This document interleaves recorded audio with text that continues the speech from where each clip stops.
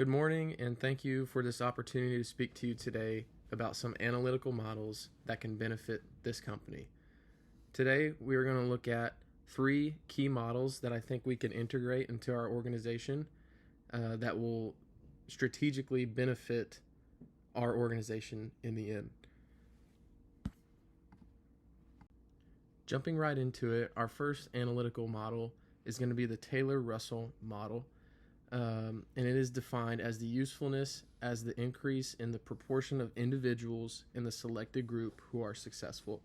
So this model will be used to forecast more successful hires.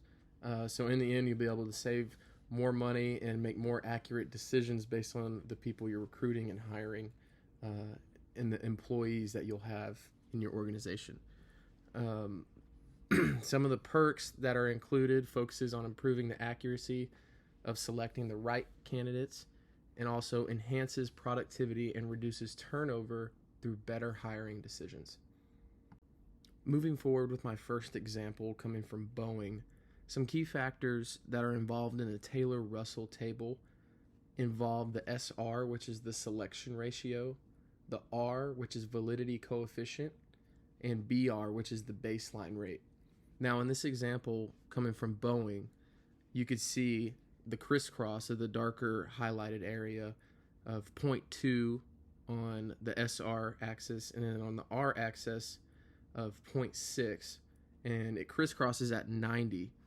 And that means that they were able to hire the top 90% of the people applying for this job, and just by using simple math, the other 10% was also the people that weren't able to, or the people that were not qualified to work this job. The SR ratio of 0.2 in column 5 corresponds to the 5-to-1 selection ratio, which we advocate as a target for rigorous selection. The values in column 2 labeled as R represents the correlation coefficients of the selection predictors used.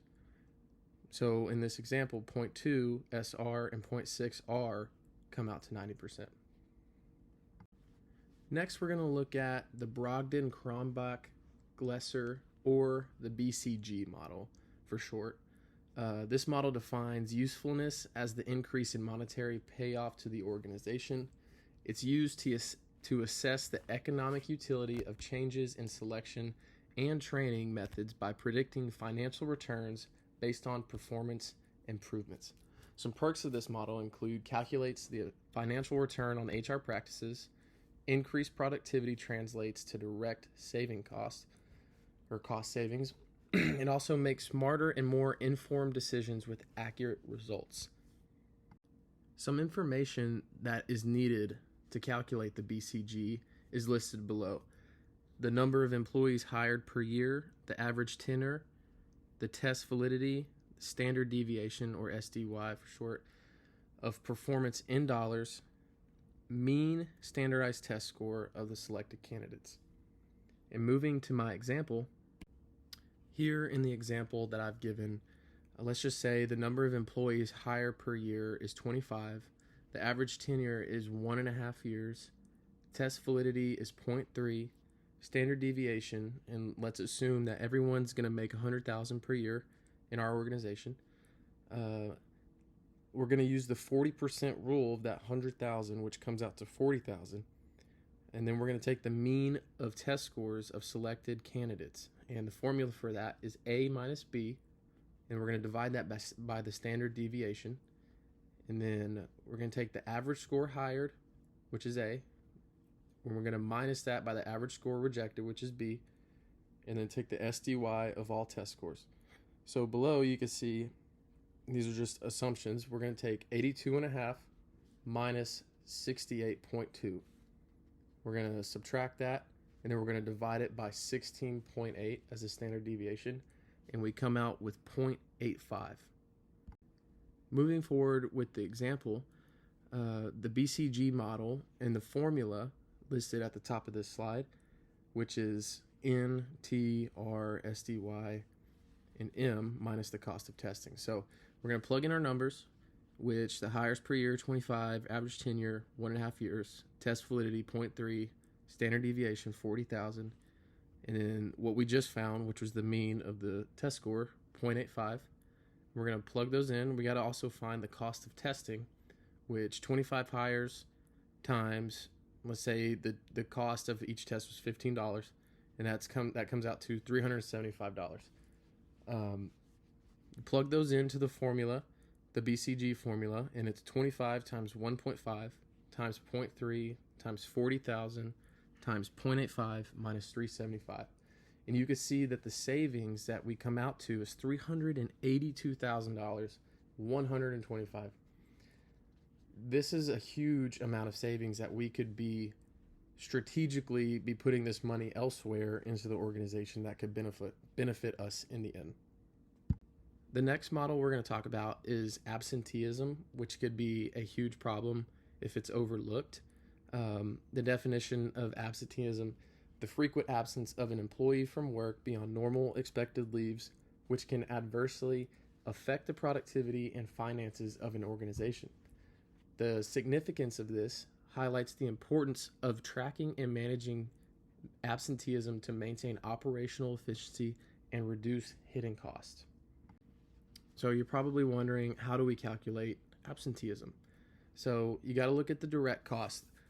You got to calculate the direct costs of absenteeism, which include lost productivity, overtime pay for other employees, and potential costs of temporary replacement. So anybody that comes in on somebody else's day off to cover that time, or somebody else that has to work overtime, that all plays a factor. So the formula of this: cost of absenteeism minus the average daily rate of employee times the number of absent days plus overtime and replacement costs. Also take into account the indirect costs, which consider the impact of team morale, delays in project delivery, and long-term costs deteriorating employee health and well-being.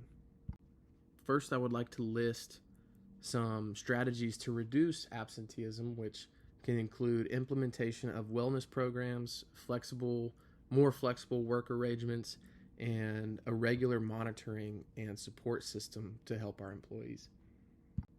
So we're going to jump right into it. And for this example, and the financial impact of absenteeism, let's assume that the average daily rate per employee is $200. The total number of absent days in a month we see, let's say it's 50 across the entire organization. The overtime and replacement costs amount is $2,000.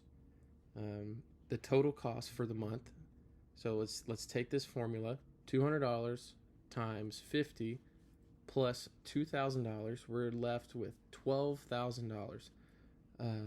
That's only for the month. If we times that by 12, you're going to come out to $144,000. Now, this is just an assumption. This doesn't take into account the holidays that are given or like regular leave. This is just absenteeism, and we need to take into account and get control of absenteeism by implementing more programs, more training to help our employees understand and also limit this cost and ultimately save more money. Some more benefits of reducing absenteeism is increased productivity, improved employee morale, and cost savings. So in the end, I would like to say thank you again, but I firmly believe that by integrating these models that I've provided today, we can save the organization more money and make more strategic decisions on where we need to be putting this money by saving more. The operations and efficiency will be improved, and employee satisfaction will be improved as well. Financial performance boost through data-driven decisions. We will see more increased revenue, maximize our efficiency, and reduce turnover and absenteeism. Thank you again, and I would like to leave the floor open for discussion and any questions.